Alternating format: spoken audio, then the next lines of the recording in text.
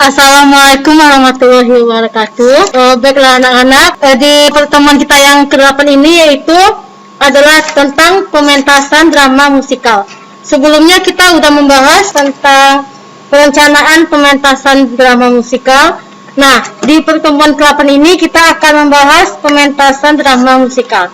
Beda ya dengan yang perencanaan pementasan drama musikal sebelumnya. Kalau pementasan drama musikal ini yaitu yang pertama adalah memiliki komponen-komponen pementasan. Jadi, komponen-komponen pementasan itu ialah sebuah pementasan drama atau teater yang dapat terjadi berkat kerjasama dari berbagai komponen. Jadi, semua komponen mempunyai peran penting dalam menciptakan sebuah keharmonisan. Dan penampilan yang harmonis itulah yang membuat banyak orang bisa tertarik. Tetapi sebelum pementasan terlaksana, komponen-komponen tersebut perlu dipersiapkan secara matang agar dapat bekerja sama dengan baik. Jadi, di sini yang pertama itu adalah naskah. Naskah adalah teks yang berisi pesan yang akan disampaikan kepada penonton. Dan pementasan drama itu dimainkan berdasarkan naskah. Dari mana kita dapat memperoleh naskah itu? Nah, naskah yang dimainkan atau yang akan dipentaskan boleh karya orang lain, dan juga boleh juga ditulis sendiri. Selain itu, naskah itu memiliki kisah-kisah klasik seperti cerita rakyat, legenda, dan sejarah. Nah, itu dapat juga kita tuliskan untuk dijadikan naskah. Dan cerita klasik itu bisa kita tulis sedemikian rupa dan disesuaikan dengan kepentingan serta situasi dan kondisi. Misalnya nih, kita sering melihat pementasan drama dengan cerita klasik dari Jawa yang berjudul Ande-Ande Lumut. Nah, dengan berbagai versi atau pendekatan kita masing-masing.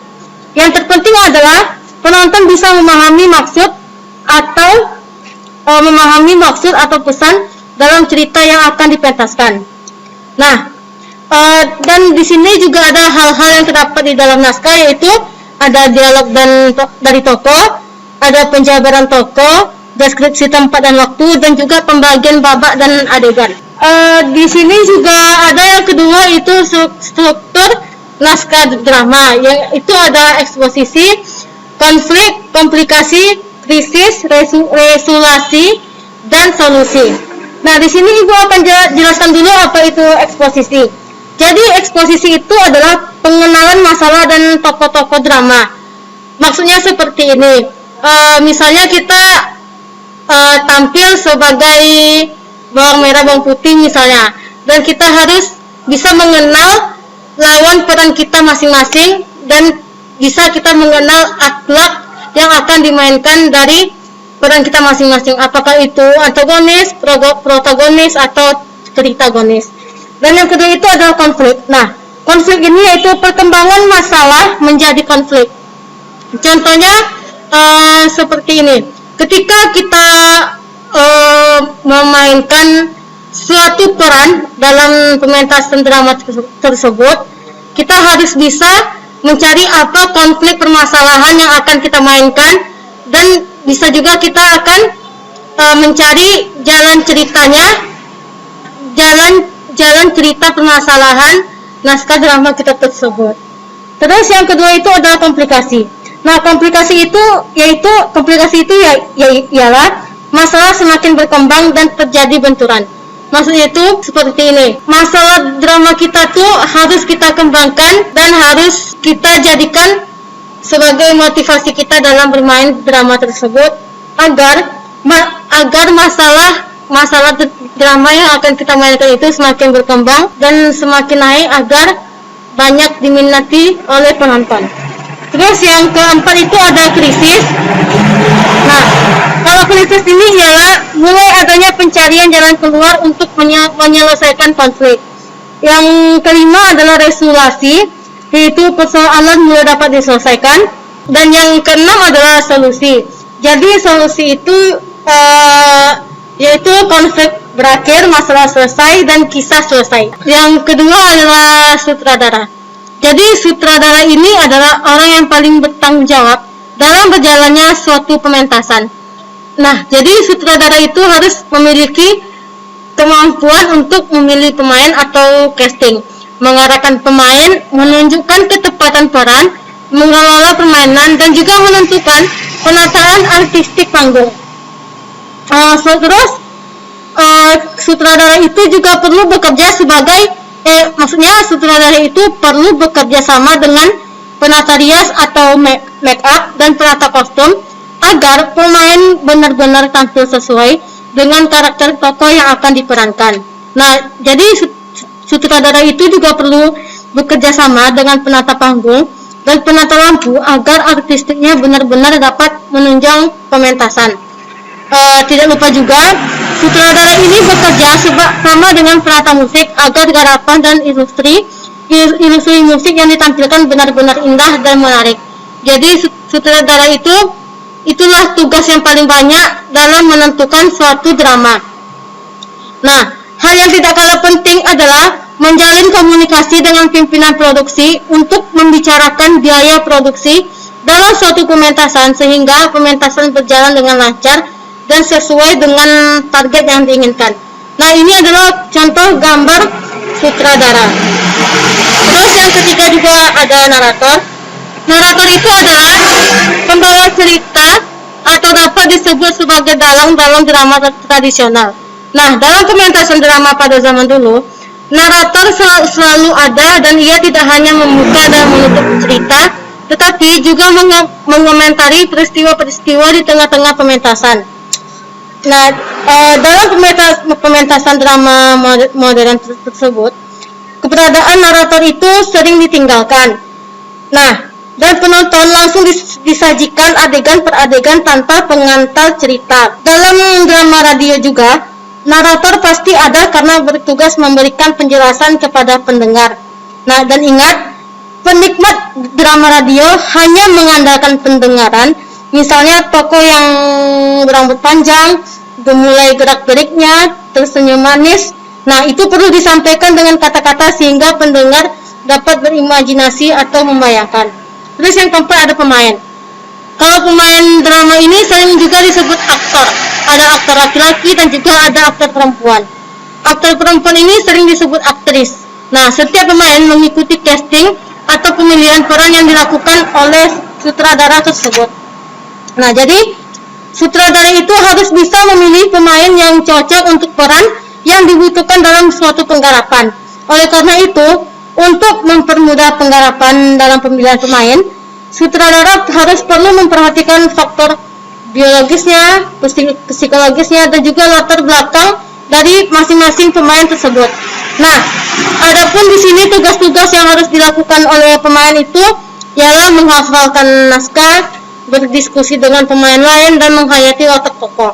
Kalau menghafalkan naskah ini seperti ini, harus diusahakan jangan hanya menghafal naskah bagiannya saja, tetapi tokoh lain pun perlu dihafalkan sehingga jalannya dialog menjadi lancar. Terus yang kedua itu adalah berdiskusi dengan pemain lain. Nah, kalau berdiskusi dengan pemain lain ini untuk menciptakan kelancaran dan keharmonisan. Terus yang ketiga adalah menghayati watak tokoh. Jadi menghayati watak atau karakter tokoh ini harus bisa kita perankan untuk mendalami penghayatan atas tokoh yang dimainkan. Dan pemain juga harus melakukan observasi. Misalnya untuk menghayati tokoh sebagai pengemis, dan pemain perlu observasi melihat pengemis di jalanan atau di pasar. Bagaimana cara berjalannya, pandangan matanya, tutur katanya, gerak-geriknya, dan sebagainya. Dan ini adalah contoh dari aktor pemain drama. Terus selanjutnya ada panggung. Nah, panggung ini adalah tempat pementasan. Dan sutradara menggarap naskah bersama-sama dengan pemain, lalu diwujudkan atau ditampilkan di atas panggung. Nah, jadi panggung sendiri itu adalah tempat pemain yang panggung itu adalah tempat pemain dalam mengeksplorasi dan menuangkan apa isi naskah tersebut. Dan ada dua jenis panggung, yaitu sebagai berikut, ada panggung arena dan proscenium. Kalau panggung arena ini adalah panggung yang penontonnya melingkar duduk mengelilingi panggung. Nah, jadi panggung ini memiliki sifat keakraban dan kesederhanaan. Maksudnya itu akrab karena penonton sangat dekat dengan pemain, dan sederhana karena panggung ini tidak memerlukan peralatan khusus. Nah, jadi penata panggung dalam panggung arena itu dituntut untuk kreatif dalam mewujudkan penataan keindahan berdasarkan fungsi kepentingan pementasan atau set dekor. Nah, dalam panggung arena ini ada yang dibuat menjadi panggung terbuka dan ada pula dibuat sebagai panggung tertutup. Jadi inti dari panggung arena ini baik terbuka maupun tertutup adalah mendekatkan penonton dengan pemain. Nah, jadi ragam bentuk panggung arena ini bisa dibagi menjadi 3, yaitu boleh ya dicatat biar ingat. Jadi ragam bentuk panggung arena ini dibagi menjadi 3, yaitu panggung arena tapel kuda. Nah, panggung arena tapel kuda ini ialah panggung yang separuh bagian pentas atau panggung masuk ke bagian penonton sehingga membentuk lingkaran tapel kuda. Dan yang kedua ini adalah panggung arena bentuk U atau disebut juga arena 3/4, dan artinya penonton dapat menyaksikan pementasan dari 3 sisi penjuru panggung. Yang ketiga adalah panggung arena penuh, yaitu panggung yang dapat dilihat dari segala sudut atau arah. Jadi arena pemain berada di tengah penonton. Dan yang kedua adalah panggung proscenium. Nah, panggung proscenium ini biasa disebut sebagai panggung berbingkai karena penonton menyaksikan aksi aktor dalam lakon melalui sebuah bingkai atau lengkung proscenium. Bingkai yang dipasang di layar memisahkan wilayah akting pemain dengan penonton yang menyaksikan pertunjukan dari satu arah. Jadi, bentangan jarak dapat menciptakan bayangan artistik tersebut yang mampu menghadirkan kesan. Dan kesan inilah yang diolah penata panggung untuk mewujudkan kreasi di atas panggung. Dan diperlukan juga kecermatan dalam peletakan set rakor karena sifatnya yang hanya dapat dilihat dari satu sisi saja. Nah, jika di tengah diletakkan set dekor, bagian belakang tidak akan tampak. Nah, oleh karena itu, pengaturan tinggi rendahnya area permainan menjadi hal yang sangat penting. Dan hal-hal yang diperhatikan dalam merancang set panggung adalah sebagai berikut. Yang pertama itu adalah memahami area panggung, dan yang kedua membuat keharmonisan sebuah rancangan set agar tidak sebelah. Dan yang ketiga itu memahami ukuran dan proporsi. Nah, perancang harus bisa menguasai proporsi atau perbandingan. Misalnya seperti ini, ketika membuat set rumah, jangan terlalu besar, karena yang bermain seukuran manusia, dan juga jangan terlalu kecil, sebab nanti pintunya tidak bisa dilalui pemain. Terus yang keempat, memahami bahwa set dekor adalah pelengkap. Nah, dalam pementasan itu, hal yang penting adalah permainan, sehingga jangan sampai set dekor justru mengganggu permainan. Yang kelima adalah cermat dalam pembuatan bentuk dan penataan suatu benda atau set dekor. Terus yang keenam itu adalah properti. Kalau properti ini sangat berfungsi di sebuah pementasan, yaitu untuk mendukung suksesnya sebuah cerita. Dan yang perlu diingat, properti itu perlu diberdayakan oleh pemain. Hal-hal yang perlu diketahui dan dipelajari dalam membuat set dekor dan properti adalah zaman sebagai latar cerita, lokasi geografis, masalah-masalah kebudayaan, bangsa, suku, status sosial, jenis bahan, bentuk, tekstur, motif, ornamen, dan peralatan untuk membuatnya. Dan untuk menampilkan pementasan drama, yang diperlukan langkah-langkah pementasan sebagai berikut. Yang pertama adalah mengadakan naskah. Naskah dapat ditulis sendiri, dapat juga mengkreasikan naskah yang sudah ada hasil karya orang lain. Nah, jadi apabila kita menulis naskah sendiri, ceritanya itu bisa disesuaikan dengan situasi dan kondisi zaman kita sekarang atau lingkungan kita sekarang. Dan kisah-kisah atau cerita lama dapat juga ditulis kembali dengan gaya baru agar lebih komunikatif dengan anak-anak zaman sekarang. Terus yang kedua itu adalah membaca naskah. Nah, jadi membaca naskah itu adalah kegiatan memahami peristiwa dan cerita serta menangkap pesan atau maksud yang terkandung di dalam naskah tersebut. Nah, dalam naskah drama itu ada hal-hal yang perlu diperhatikan dan dilakukan tanpa diucapkan. Istilah lakukan sebenarnya berasal dari kata lakukan yang berarti hal yang harus dilakukan. Bagi pemain, naskah tentu tidak sekedar dibaca tetapi juga harus dihafal, terutama dialognya. Dan yang ketiga, membedah naskah. Jadi membedah naskah ini adalah mencermati naskah bagian demi bagian secara detail. Yang dimaksudkan di sini adalah naskah itu dibaca kalimat demi kalimat dan dilakukan secara bersama-sama antara sutradara, pemain, dan penata artistik dengan tujuan agar semua komponen pementasan memahami isi naskah yang akan dipentaskan. Nah, jadi khusus untuk pemain ini, membedah naskah ini sangat penting agar pemain dapat memahami peran dan karakter tokoh yang dimainkannya sehingga dapat memahami cerita secara utuh. Dan dengan memahami cerita secara utuh tersebut, pemain juga dapat dengan mudah mengindahkan arahan sutradara dan dapat menjalin kerja sama dengan pemain lainnya. Terus yang keempat adalah pemilihan peran. Jadi pemilihan peran ini yang dimaksud adalah pemilihan pemain yang tepat untuk memerankan tokoh cerita dalam drama. Jadi pada waktu membedakan naskah secara bersama-sama itulah, sutradara sudah dapat memilih siapa saja pemain yang tepat untuk memerankan tokoh-tokoh. Dan hal tersebut dilakukan agar segala peran yang dimainkan sesuai dengan kemampuan akting pemain masing-masing. Yang kelima ini adalah dramatic reading.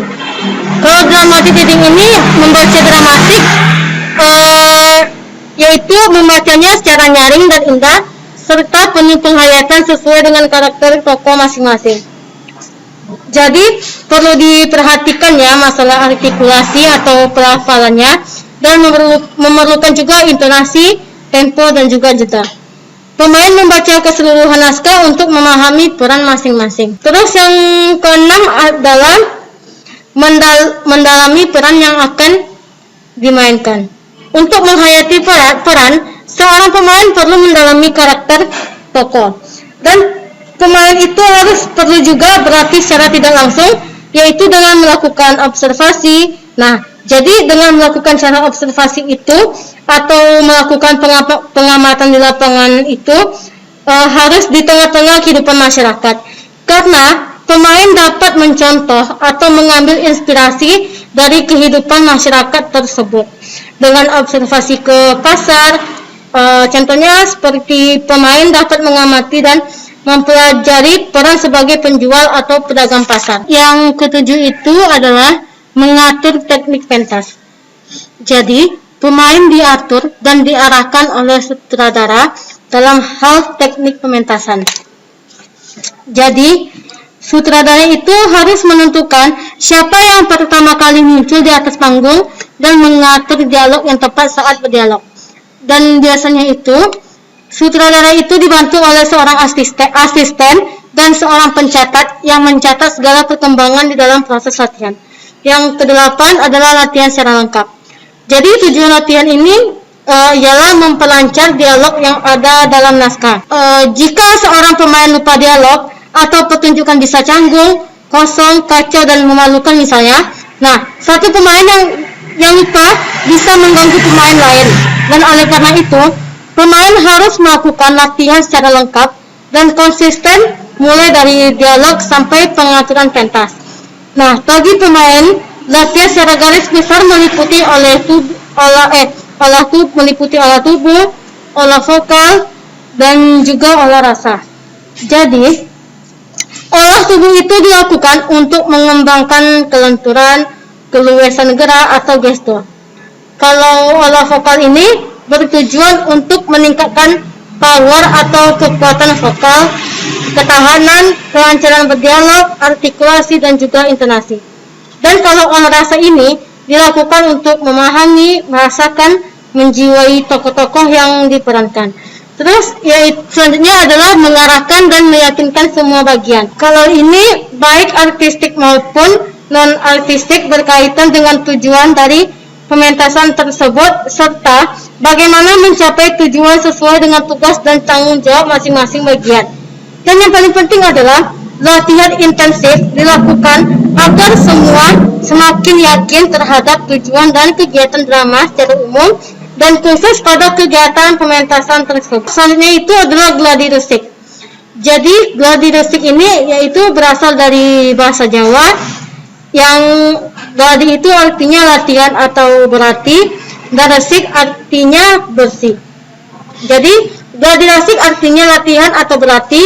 Nah, oleh karena itu sering disebut juga gladi bersih. Bersih yang dimaksudkan adalah dalam latihan tersebut diharapkan sudah tidak ada lagi kesalahan dan ada istilah gladi kotor juga ya. Nah, jadi ada juga istilah gladi bersih itu dan di dalam gladi kotor jalannya pementasan masih bisa dikoreksi oleh sutradara atau diulang-ulang sampai dianggap bagus atau memuaskan. Misalnya seperti ini, tentang musik lah ya. Musik yang terlalu keras sehingga dialog pemain tidak terdengar masih bisa dikoreksi. Dan biasanya gladi kotor hanya ditonton oleh orang dalam atau orang-orang dekat pemain. Dan evaluasi dari sutradara sesudah gladi kotor sangat penting karena pada kesempatan itu masih dimungkinkan membuat perubahan terbatas dalam penggarapannya. Dan gladi resik atau gladi bersih ini sama dengan pementasan, meskipun tetap dalam lingkungan latihan, pentas berjalan dari awal sampai dengan akhir dan tidak dihentikan di tengah-tengah permainan. Dan gladi resik ini bisa ditonton oleh orang-orang tertentu, misalnya ahli atau juga bisa ditonton oleh wartawan. Nah, nantinya tugas sutradara itu adalah untuk merespon, meneliti, dan mempelajari komentar-komentar dari pemain yang terbatas itu. Setelah gladi resik ini, tidak dimungkinkan membuat perubahan atau perombakan pemain dan tidak boleh diganggu-gugat karena sudah tercantum dan sudah pemain dalam membuat naskah tadi. Terus yang ke-10 adalah pementasan. Dalam pementasan ini ada yang disebut pimpinan panggung. Untuk acara atau pementasan di sekolah, pimpinan panggung ini dipegang oleh seksi acara. Mengapa dipegang oleh seksi acara? Karena pementasan ini adalah bagian dari sebuah acara besar. Misalnya dalam rangka acara memperingati Hari Kemerdekaan.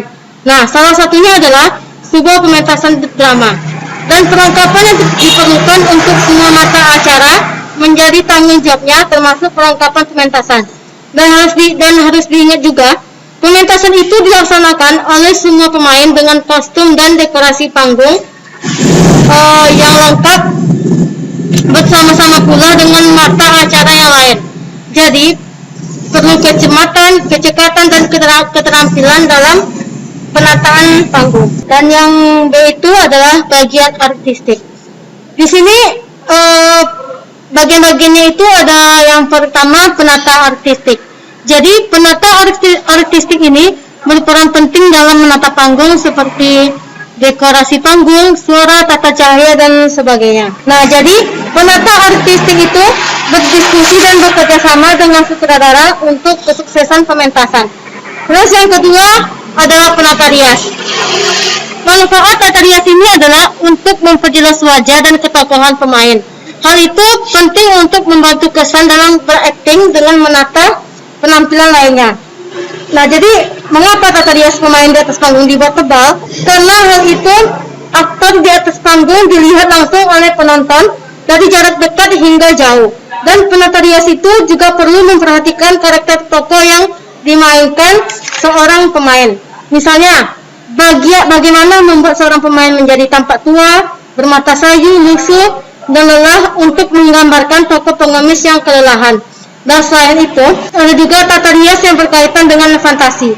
Nah, tata rias fantasi ini berhubungan dengan hal-hal yang luar biasa, misalnya menghayal tentang kupu-kupu, putri bunga, dan maka pernak-pernik riasan dibuat untuk membuat penonton berimajinasi tentang kupu-kupu atau juga putri bunga.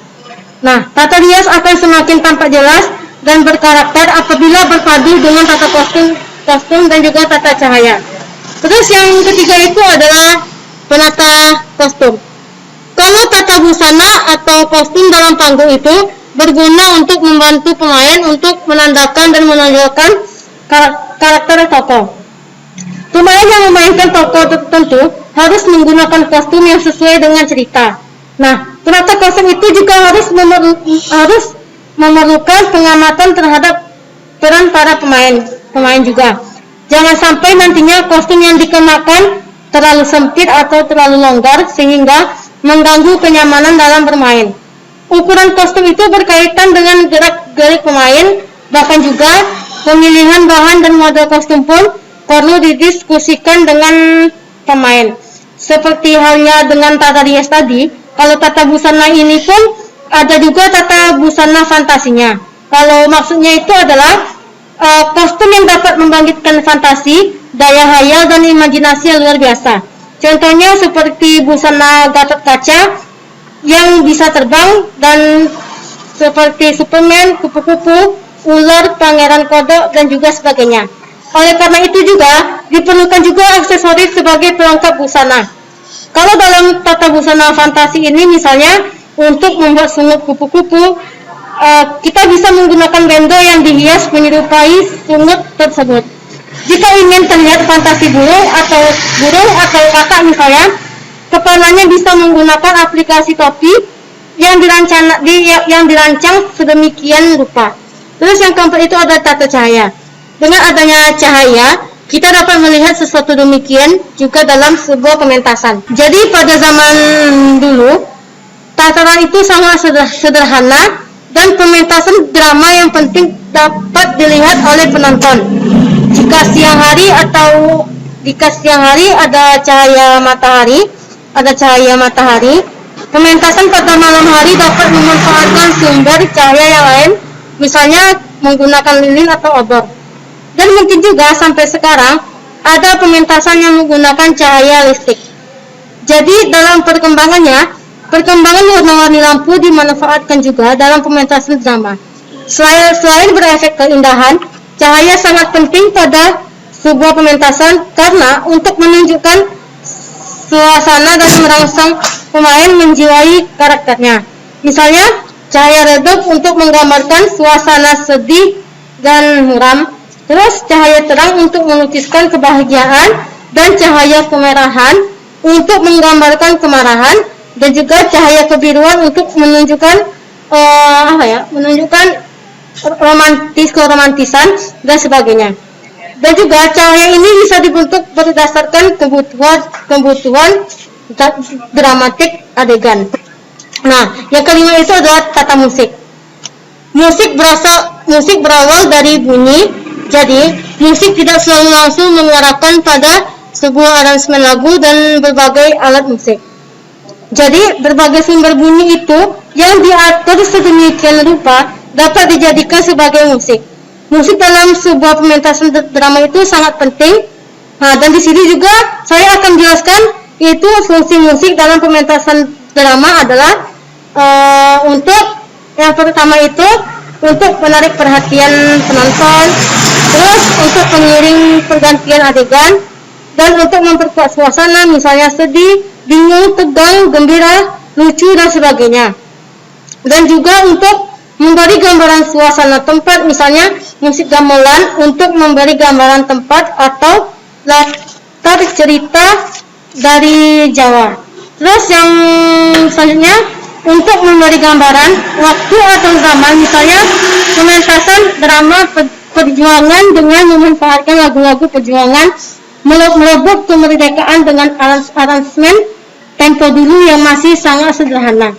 Terus untuk mewakili karakter tokoh yang dimainkan pemain drama. Terus berikut saya akan menjelaskan beberapa peranan musik dalam pementasan drama itu adalah yang pertama musik pembuka. Nah, kalau musik pembuka ini ialah musik yang berperan untuk membuka pementasan. Musik ini juga sebagai pengantar sehingga penonton bisa tertarik untuk menyaksikan adegan per adegan. Terus yang selanjutnya adalah musik penutup. Kalau musik penutup ini musik yang berperan untuk menutup pementasan. Terus yang ketiga musik ilustrasi. Jadi musik ilustrasi itu berperan menggambarkan suasana tertentu. Selanjutnya adalah musik soundtrack.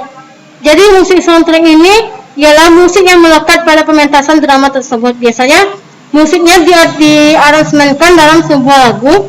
Selanjutnya ada musik tema, yaitu musik yang menjadi tema pementasan drama. Misalnya musik tema kerohanian dalam pementasan drama yang berisi pesan-pesan keagamaan. Selanjutnya musik penokohan, yaitu musik yang digunakan untuk mengantarkan karakter tokoh dan tokoh lucu diiringi musik lucu dalam kemunculannya atau gerak-geriknya. Selanjutnya adalah musik aksentuasi, yaitu musik yang berperan memberikan penekanan tertentu pada sebuah peristiwa. Selanjutnya musik latar, yaitu musik yang berperan sebagai latar dalam adegan agar tidak membosankan. Dan yang terakhir adalah musik pelebur emosi, yaitu musik yang berperan memengaruhi penonton untuk bersama-sama menghayati sebuah peristiwa. Itulah pertemuan kita yang terakhir, yaitu tentang pementasan drama musikal. Jadi kalau ada yang tidak paham atau tidak mengerti, boleh ditanyakan kepada teman-temannya yang ngerti apa yang saya jelaskan tadi. Semoga dari pertemuan pertama sampai ke-8 ini anak-anak paham ya apa yang dijelaskan atau yang saya ajari tentang kesenian tadi. Semoga semuanya sehat-sehat ya di dalam lindungan Allah Subhanahu wa taala. Baiklah, jika ada kata-kata yang salah saya mohon maaf. Kurang dan lebih kita tutup. Assalamualaikum warahmatullahi wabarakatuh.